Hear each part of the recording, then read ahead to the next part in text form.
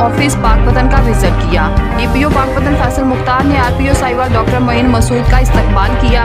Regional police officer Pakpattan ने DPO office visit से कब दरबार हजरत बाबा फरीदुद्दीन पर हाजिरी दी, फूलों की चादर चढ़ाई और दुआ की।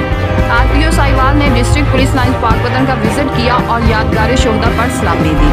पुलिस लाइन पाकपतन आमद पर पुलिस सलामी के दस्ते ने आरपीओ को सलामी दी।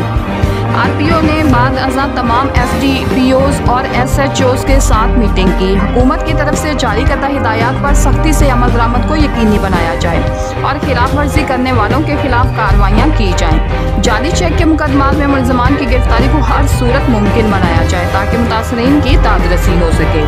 तर्जमान पुलिस पाकपतन।